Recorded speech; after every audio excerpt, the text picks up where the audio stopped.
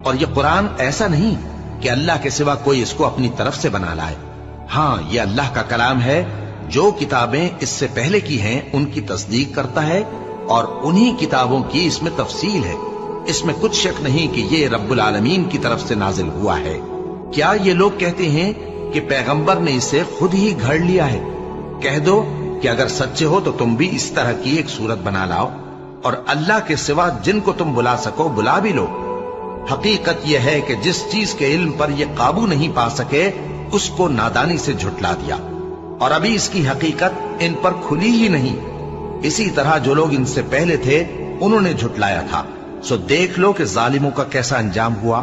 اور ان میں سے کچھ تو ایسے ہیں کہ اس پر ایمان لے آتے ہیں، اور کچھ ایسے ہیں کہ ایمان نہیں لاتے، اور تمہارا پروردگار شریروں سے خوب واقف ہے۔